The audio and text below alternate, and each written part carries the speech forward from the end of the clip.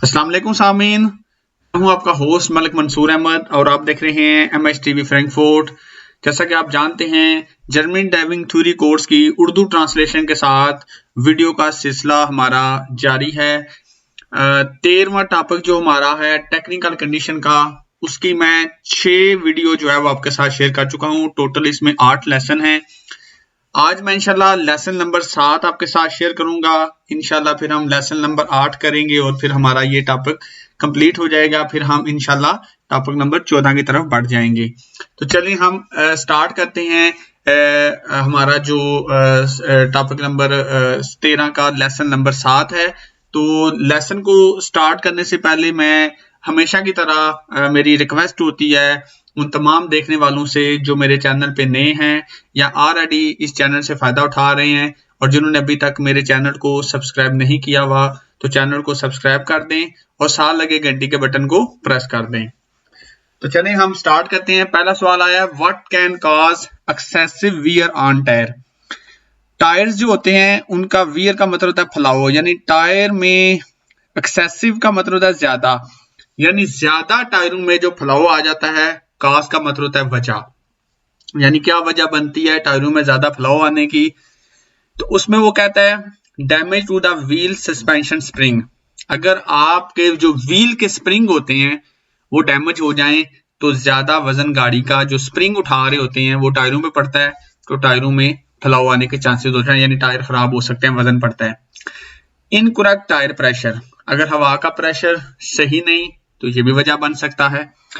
लेकिन ये जो आता है ना माउंटिंग ए फ्रंट स्पॉइलर, ये आपका होता है जो आपका बम्पर होते हैं जो, तो उसका इसके साथ कोई तल्लक नहीं होता कि उसमें कोई खराबी हो, मसला हो, उसका टायरों के साथ कोई तल्लक नहीं है। What could happen if the cruise control system, यानी कि क्रूज कंट्रोल सिस्टम जहां पे स्पीड को आप फिक्स कर देते हैं, वो कहता है आपके साथ क्या हैपन हो सकता है अगर आप क्रूज कंट्रोल सिस्टम को इस स्विच ऑफ टू लेट, यानी उसको आप लेट स्विच ऑफ करते हैं। यानी आपने 130 पे लगाया हुआ था ऑटोबान पे, आगे एकदम स्पीड लिमिट उन्होंने 80 लिख दी है, 100 आ गई है, तो आपने उसको अभी ऑफ नहीं किया। और ऑफ करने का इसका तरीका यही होता है कि आप जब खुद से रेस देते हैं या खुद से ब्रेक लगाते हैं जो ही, तो फौरन ये सिस्टम खत्म हो जाता है। तो कहता है अगर आप लेट इसे बंद करेंगे तो इसमें टेल गेटिंग आ जाएगी। टेल गेटिंग ये होगी ना, जब आगे स्पीड लिमिट कम होगी, गाड़ियां स्लो होंगी और आप अभी 130 पे ही जा रहे हैं, तो टेल गेटिंग होता है अगली गाड़ी के बहुत क्लोज चले जाना। एक्सेसिवली हाई कार्निंग स्पीड का मतलब होता है हो सकता है आगे मोड़ हो, रोड इस तरह का हो, आप वहां पे ज्यादा तेज स्पीड से फिर गुजरेंगे, ये भी मतलब आपके लिए खतरनाक हो सकता है, दूसरी ट्रैफिक के लिए खतरनाक हो सकता है। तीसरा आता है एक्सीडिंग द परमाइजेबल मैक्सिमम स्पीड, आप उस स्पीड को भी क्रॉस कर जाएंगे जो स्पीड मैक्सिमम आपको कही गई है कितनी में चलाएं, तो आप उसको भी एक्सीड कर देंगे। यानी कि आप जहां पे आपने 80 या 90 या 100 पे चलाना था वहां आप 130 पे ही जा रहे हैं, तो आपने स्पीड लिमिट को भी एक्सीड कर दिया है। What is the permissible minimum tread depth of the main tread of all vehicle tyres, ये जो होता है ना आपका ट्रेड डेप्थ, ये जो आपके टायर के ऊपर जो होती है ना उसकी, यानी कि ये मैं आपको दिखा भी देता हूं। ये ट्रेड डेप्थ जो होती है वो होती है सामीन, ये आपकी होती है, मैं आपको दिखा देता हूं ट्रेड डेप्थ। हाँ जी, ये देखें इस तरह ये जाना जाता है। ये देखें कि ये कितनी होनी चाहिए, यानी इसको हम मतलब दूसरे लफ्जों में वो कह सकते हैं कि टायर की गुट्टी जो होती है ऊपर, यानी वो कितनी होनी चाहिए। तो ये आपकी जो है ना, ये आपकी मिनिमम जो है ना वो 1.6 मिलीमीटर जो है ना ये आपकी होनी चाहिए। आगे आता है what is the effect of N automatic anti locking device ABS, ABS के क्या मुमकिन असरात हैं, इफेक्ट क्या है उसके। तो हमेशा याद रखें एबीएस जहां पे भी आता है ब्रेक, स्टीयरिंग कंट्रोल जो होता है लार्जली रिटेन व्हेन ब्रेकिंग, यानी आपका स्टीयरिंग कायम रहता है, आपका स्टीयरिंग जो है रिटेन, उसकी परफॉर्मेंस जो है वो, यानी वो इधर उधर नहीं घूमता, क्योंकि एबीएस जब आप ब्रेक लगाते हैं तो टायर के ऊपर अपना वजन गाड़ी डाल देती है और आपकी गाड़ी के घूमने के चांसेस कम होते हैं कि आपका टायर जो है अपना स्टीयरिंग जो है वो घूम गया, इधर उधर गाड़ी चली गई है। आगे आता है aqua planning is prevented. Aqua planning होता है जैसे पानी खड़ा है, आपने वहां से तेजी से गाड़ी निकाली है और वो जो छींटे पड़ती हैं दूसरों के ऊपर, उसको हम कहते हैं एक्वा प्लानिंग। तो एक्वा प्लानिंग से नहीं ये बचाता, क्योंकि अगर आप रोड पे जा रहे हैं 80 की स्पीड पे और आगे अचानक थोड़ा पानी आ गया, तो अब आपने अचानक ब्रेक तो नहीं लगानी, पीछे गाड़ियां भी आ रही होती हैं। तीसरा आता है the vehicle is braked in the best possible way also on wet road. वो कहता है कि एबीएस का ये फायदा होता है, असरात होते हैं कि ये अच्छे तरीके से ये ब्रेक जो है ना ये लग जाती है आपकी, चाहे रोड गीला भी हो, यानी ये अच्छी ब्रेक है और अच्छी तरीके से ये लग जाती है।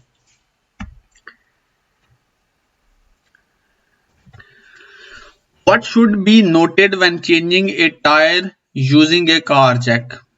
जब आप टायर को चेंज करते हैं और आपने कार जैक इस्तेमाल करना है, तो आपने यहाँ पे क्या नोट करना है। बेसिकली ये होता है कि कार जैक लगाने का भी तरीका होता है। ये तो नहीं होता आप ढलवान पे गाड़ी खड़ी करके कार जैक लगा दें और गाड़ी को उठाने लग जाएं और टायर चेंज करने लग जाएं।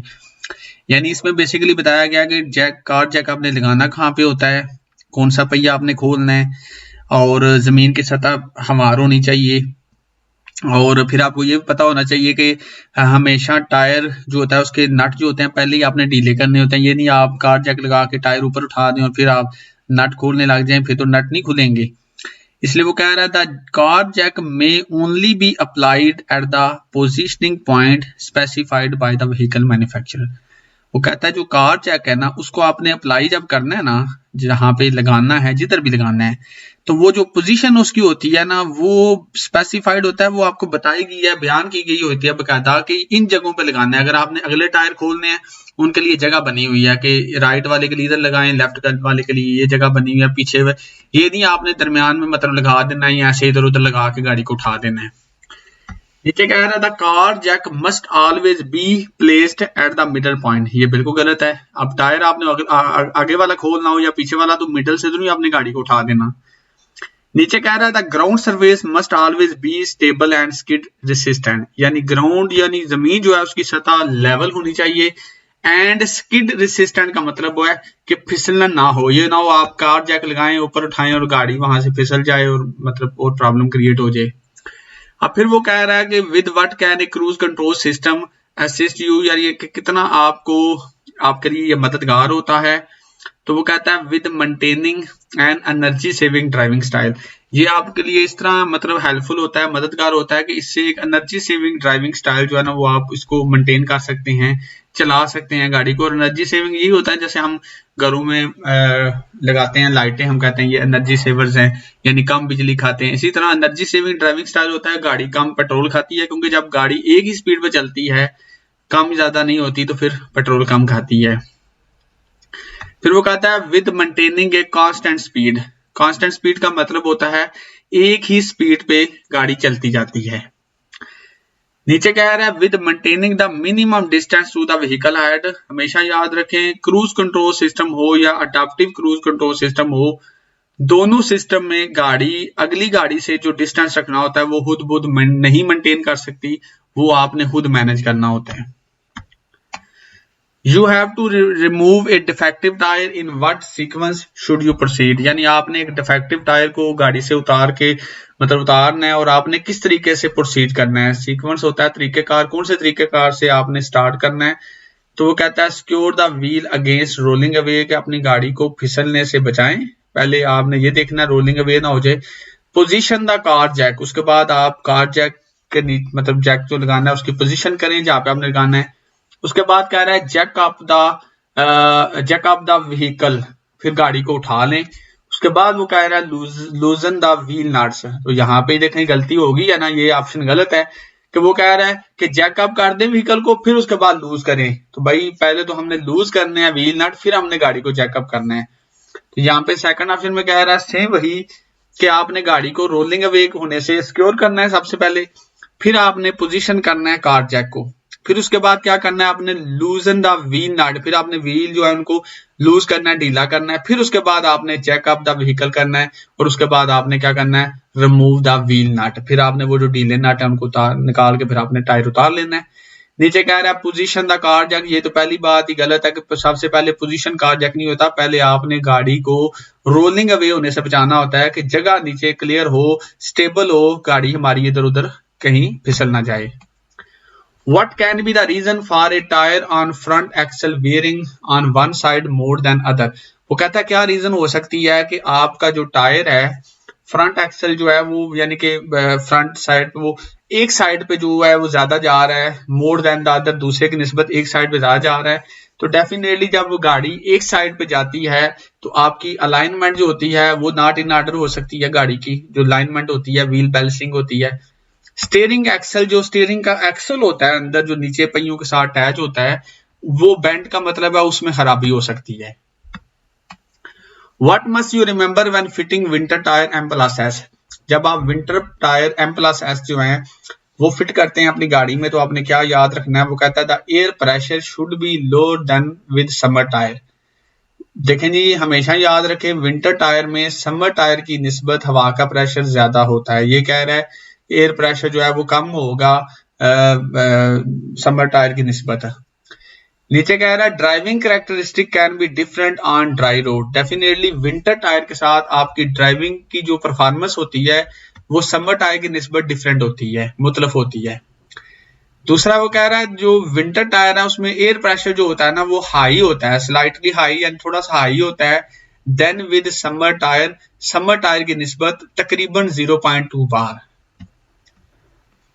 What are the advantages of an automatic anti-locking device? ABS के मुमकिना क्या एडवांटेज हैं, क्या फायदे हैं? तो यहाँ पे देखें फिर वो यही कह रहा है कि स्टीयरिंग जो है वो कंट्रोल में रहता है चाहे आप हैवी ब्रेक लगाते हैं।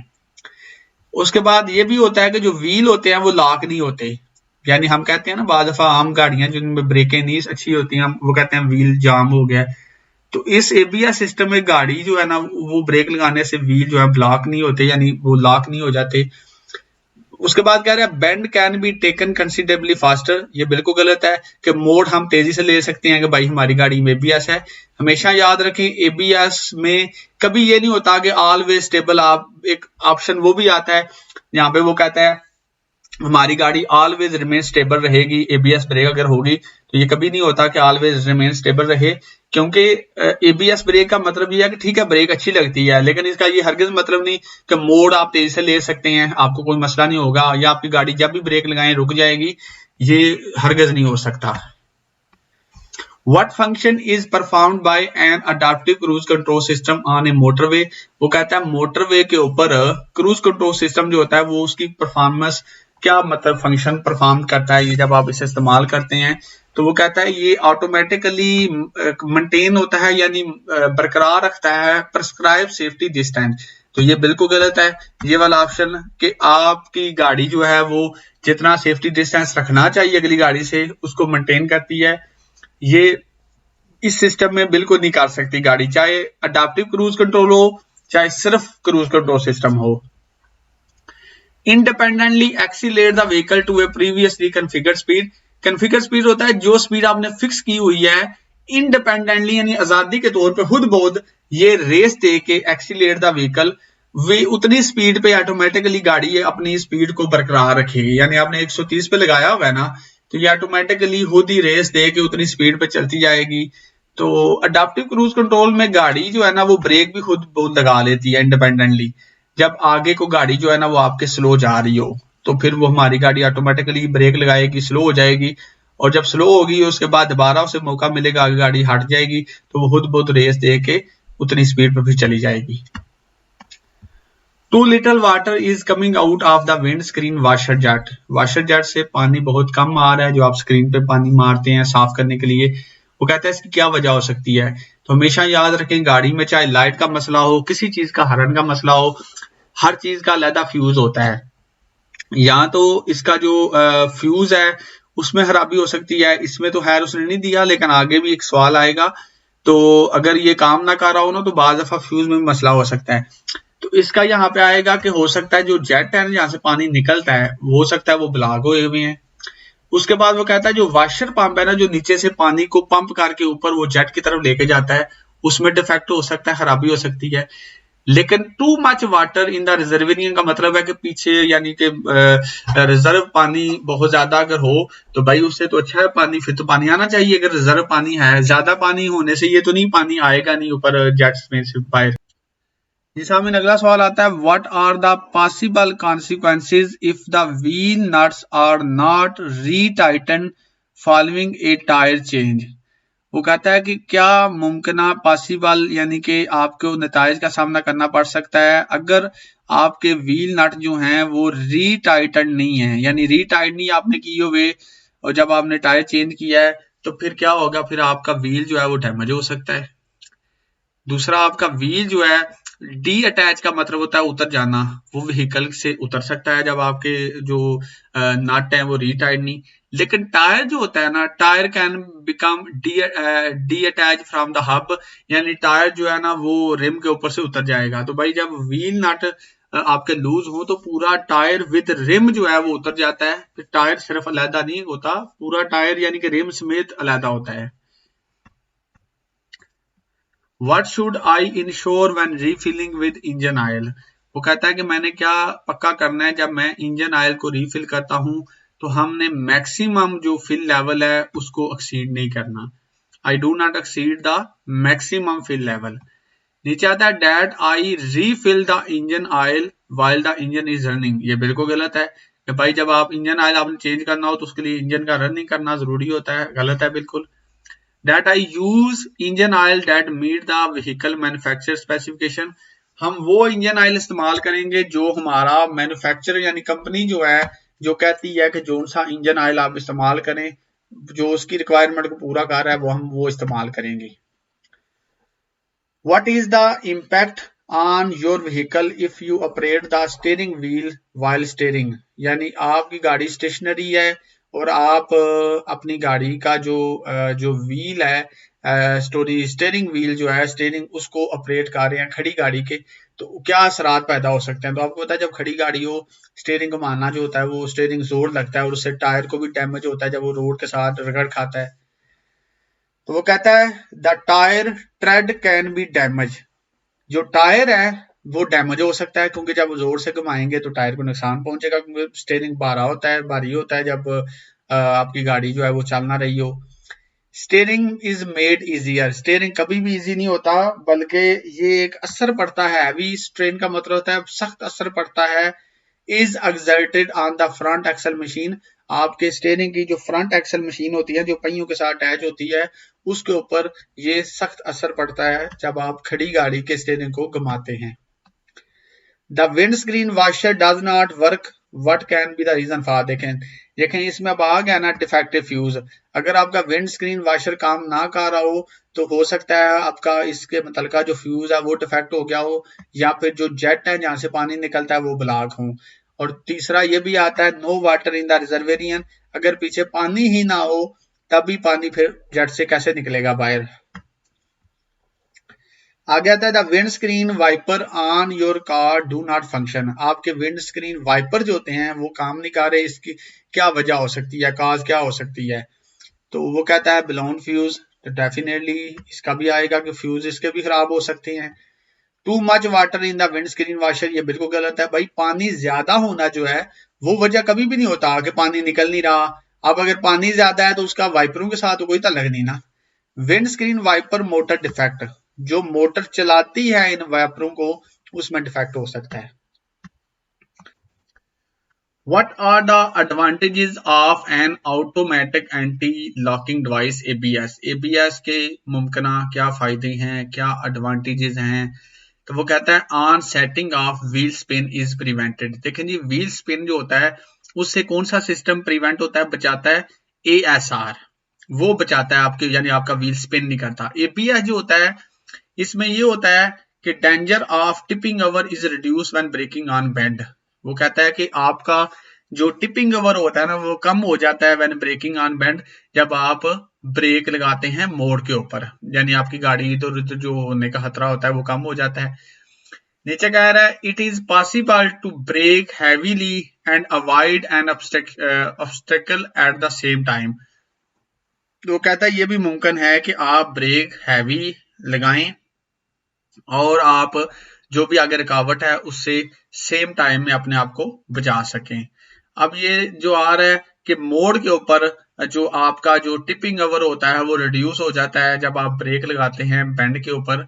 तो यहाँ पे इसलिए ये आता है क्योंकि वो कहता है कि एबीएस ब्रेक जो होती है वो आपको यानी कि ज्यादा बेहतर अंदाज में आपकी मदद करती है जब जहाँ पे मोड़ आता है और आपको अगर वहां पे मोड़ लगानी पड़ती है, ब्रेक लगानी पड़ती है, तो आपकी गाड़ी इधर उधर नहीं होती।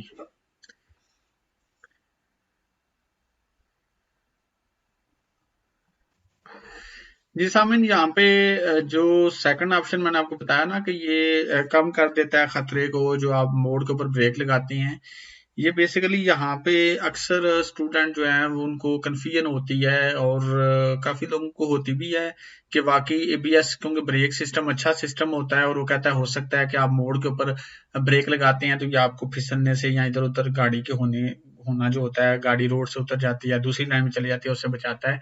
लेकिन ये यहाँ पे ये इसलिए नहीं आता बेसिकली क्योंकि इसका मतलब ये है कि फिर हर कोई बंदा ये सोचेगा कि मेरी गाड़ी में एबीएस सिस्टम है तो मैं मोड़ तेजी से ले सकता हूँ, मेरी गाड़ी जो है ना मैं मोड़ पे ब्रेक अगर लगानी पड़ जाए लगाऊंगा तो मेरी गाड़ी इधर उधर नहीं होगी, इसलिए ये नहीं हो सकता कि आप मोड़ के ऊपर गाड़ी तेज चलाएं। The glass in your left hand mirror is broken, what do you do? तो भाई जब आपका शीशा लेफ्ट साइड का टूट गया है तो आपने उसको रिन्यू फिर कराना है ना, आपने ये तो नहीं कराना कि मैं रिन्यू नहीं करवाऊंगा, do not renew the mirror, क्योंकि मेरा जो है ना मैं अंदर वाले शीशे से देख सकता हूँ, तो भाई आपको अपना रिन्यू कराना पड़ेगा। अब यहाँ पे गौर से देखें, ये जो आपको नजर आ रहा है DOT 1217, वो कहता है इसका क्या मतलब है? तो वो कहता है what is the meaning of date of manufacture 1217 specified on the tyre. तो वो कहता है कि इसका टायर का ऊपर जो टायर के ऊपर 1217 लिखा हुआ है मैन्युफैक्चर, इसका क्या मतलब है? तो हमेशा याद रखे इसका हरगिज ये मतलब नहीं है कि 12वां महीना 2017 या 1 तारीख दूसरा महीना 2017, नहीं। इसका मतलब ये होता है कि 12 कैलेंडर वीक ऑफ 2017, यानी 2017 का जो 12वां वीक था ना उस मतलब वीक में यानी ये टायर जो है मैन्युफैक्चर हुआ है। तो यहाँ पे आएगा manufacture 12 calendar week on the year of 2017। What should I be aware of when using an adaptive cruise control system? वो कहता है कि आपने किस लिहाज से आगाह रहना है जब आप अडाप्टिव क्रूज कंट्रोल सिस्टम इस्तेमाल करते हैं। तो वो कहता है एक्टिवेट द एक्सीलरेट और brake pedal can always override the system. Override का मतलब होता है खत्म कर देना। जब भी आप ब्रेक खुद लगाएंगे या रेस खुद देंगे तो ऑटोमेटिकली ये सिस्टम खत्म हो जाएगा जो लगा हुआ है अडाप्टिव क्रूज कंट्रोल। वो कहता है I must remain constant attentive even when using the system for longer period. आपने कॉन्स्टेंटली अटेंटिव का मतलब होता है मसलसल आपने बाखबर रहना है, ध्यान रखना है, एक्टिव रहना है, चाहे आप ये सिस्टम इस्तेमाल कर सक रहे हैं। फिर वो कहता है ये सिस्टम जो है ना ये मुतासर हो सकता है ज्यादा हैवी रेन और जब बर्फ पड़ रही हो, क्योंकि सिस्टम को तो नहीं पता कि बारिश है या बर्फ है, मैं स्लो हो जाऊं। Your car steering wheel wobbles while you are driving, what can be the reason? वो कहता है कि आपकी गाड़ी का जो व्हील है वो वबल कर रहे हैं, वाइब्रेट कर रहे हैं जब आप गाड़ी चला रहे हैं, तो क्या वजह हो सकती है? स्टीयरिंग व्हील जो है यानी स्टीयरिंग के ऊपर आपको फील हो रहा है गाड़ी वाइब्रेट कर रही है, तो वो कहता है व्हील अनबैलेंस हो सकते हैं, यानी उनकी बैलेंसिंग नहीं है। शॉक ऑब्जर्वर्स आर डिफेक्टिव, वो कहता है कि शॉक ऑब्जर्वर जो हैं वो आपके डिफेक्ट हो सकते हैं। Wheel suspension spring is damage, वो कहता है जो व्हील सस्पेंशन स्प्रिंग है वो भी आपका डैमेज हो सकता है। तो यहाँ पे सामीन आपका शॉक ऑब्जर्वर जो होते हैं ना उनमें भी डिफेक्ट हो सकता है। और जो आपके शॉक ऑब्जर्वर होते हैं, जो आपके जो एक्सल होता है ना दोनों पहियों को जोड़ती है वो जो रॉड नीचे होता है वहां पे शॉक ऑब्जर्वर्स होते हैं, उनमें डिफेक्ट हो सकता है जब आपका स्टीयरिंग वाइब्रेट करे, या फिर जो टायरों के अपने स्प्रिंग होते हैं उनमें भी डैमेज आ जाने से जो है वो आपकी गाड़ी का स्टीयरिंग जो है वो वाइब्रेट कर सकता है। आखिरी सवाल में कह रहा था windscreen wiper do not wipe clean, जो आपका विंड स्क्रीन वाइपर है वो सफाई सही नहीं कर रहा, इसकी क्या रीजन हो सकती है? तो वो कहता है जो ब्लेड है ना, जो वाइपर के रबड़ जो होता है वो खराब हो गए हैं, घस गए हैं। बाद दफा ऑयल फिल्म का मतलब होता है कोई ऐसी ऑयली चीज विंड स्क्रीन के ऊपर गिर जाती है, लग जाती है, उससे भी वो सही साफ नहीं कर पाता, चिकनाई वाली चीज कोई। लेकिन हीटिंग सिस्टम जो होता है विंड स्क्रीन का वो क्योंकि अंदर होता है, उसका विंड स्क्रीन वाइपर के साथ कोई तल्लुक नहीं है। तो जी सामीन, आज का हमारा लेसन एख्तिताम पजीर हुआ। उम्मीद करता हूँ आज का लेसन आपको फ़ायदा होगा, इससे काफ़ी हद तक आप समझ गए होंगे। तो इंशाल्लाह नेक्स्ट वीडियो में हम आपके एक नए टॉपिक के साथ आपकी खिदमत में हाजिर होंगे और इंशाल्लाह हमारा अगला नेक्स्ट जो लेसन है वो इस टॉपिक का आखिरी लेसन होगा और इंशाल्लाह नेक्स्ट हम जो है वो 14 नंबर टॉपिक जो है उसको स्टार्ट करेंगे। आगे मजीद 2 लेसन है, एक लेसन नया भी आया है, तो इंशाल्लाह वो भी आपके साथ शेयर करेंगे। इसके साथ अपने होस्ट मलिक मंसूर अहमद को इजाजत दीजिए। अल्लाह हाफिज।